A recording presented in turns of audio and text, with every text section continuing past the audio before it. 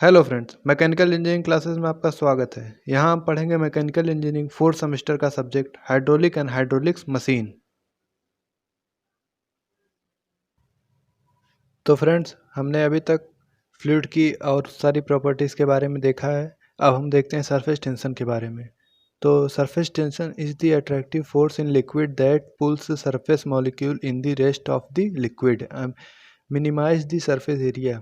These attractive forces are due to electrostatic forces. तो surface tension एक प्रकार की अट्रैक्टिव फोर्स है जो लिक्विड का एरिया क्या करती है, मिनिमाइज करने की टेंडेंसी रखती है। तो देखते हैं मेजरिंग क्या होता है। यहाँ पे जैसे कि दिया हुआ है, surface tension equal to gamma equal to F upon D.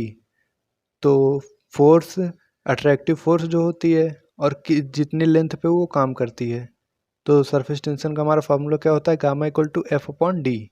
और इसकी यूनिट क्या होती है, इसकी यूनिट होती है न्यूटन पर मीटर या फिर हमारी होती है डाइन पर सेंटीमीटर। ये हमारी होती है सरफेस टेंशन की यूनिट। तो आइए अब हम देखते हैं कैपिलैरिटी एक्शन के बारे में। हमारा कैपिलैरिटी क्या होता है, द राइज ऑफ और fall of a liquid surface relative to the adjacent general level of the liquid is capillary action. तो हमारा कैपिलरी एक्शन क्या होता है, जब किसी वेसल में कोई लिक्विड भरा हुआ होता है तो उसमें हम एक पतली ट्यूब डालते हैं। तो हमारे लिक्विड का लेवल क्या होता है, या तो राइज हो जाता है या तो फॉल हो जाता है। तो इसी लिक्विड के लेवल को राइज या फॉल होने की प्रक्रिया को हम क्या कहते हैं, कैपिलैरिटी एक्शन कहते हैं। If the level of liquid rises, it is called capillary rise, and if the level liquid falls, it is called capillary fall. तो जैसा कि हम जानते हैं कि जब किसी वेसल में कोई लिक्विड भरा हुआ होता है तो उसमें पतली ग्लास की ट्यूब डालने पर या तो लिक्विड का लेवल अप हो जाता है या तो लिक्विड का लेवल क्या हो जाता है, डाउन हो जाता है। तो इसी प्रक्रिया को हम क्या कहते हैं, कैपिलैरिटी एक्शन कहते हैं। तो जैसे कि इसका फॉर्मूला यहाँ पे दिया हुआ है, एच इक्वल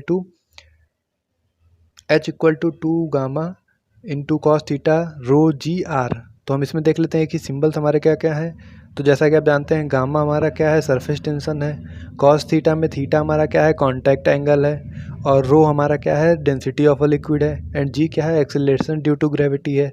और आर हमारा क्या है, जो ट्यूब हम डालते हैं उस वेसल में उसकी क्या है, रेडियस है।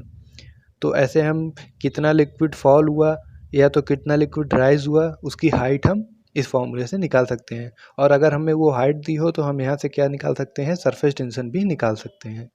तो ये इस फॉर्मूले का यूज होता है। सरफेस टेंशन और राइज और फॉल दोनों हम इस फॉर्मूले से निकाल सकते हैं।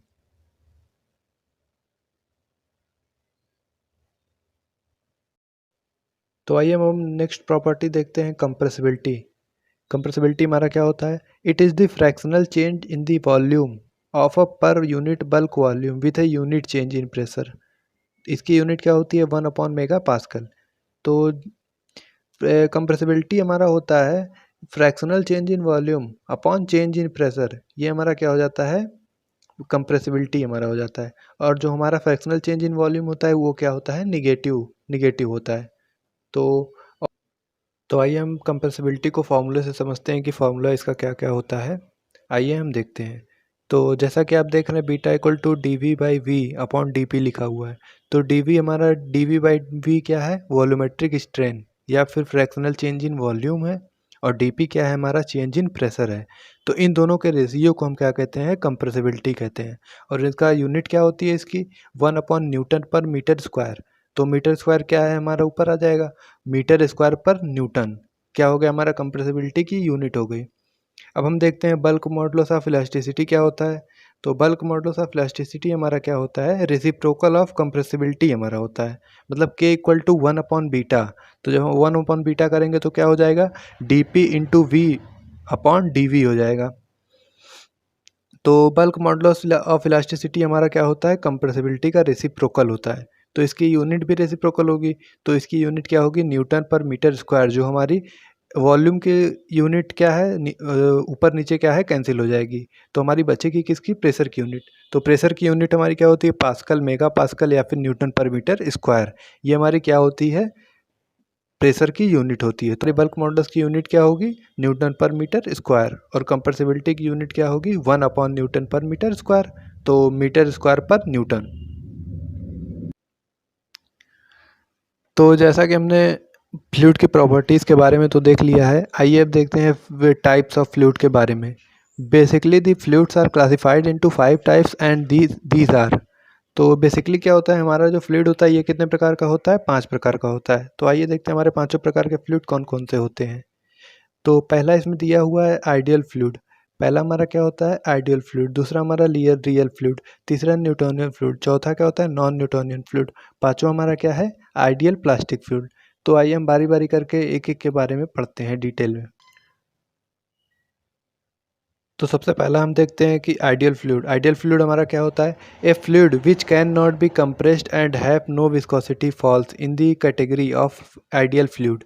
Ideal fluid is not found in actual practice, but it is an imaginary fluid because all the fluid that exist in the environment have some viscosity.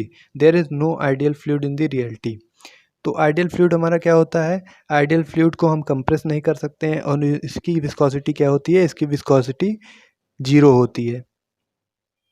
But in real there no ideal fluid found. मतलब real में क्या होता है, कोई ऐसा fluid होता ही नहीं है जिसकी विस्कोसिटी क्या हो, 0 हो और उसमें क्या हो, उसको कंप्रेस ना किया जा सकते। ऐसा कोई फ्लूइड, आइडियल फ्लूइड हमारा रियल में एक्चुअल में नहीं पाया जाता है।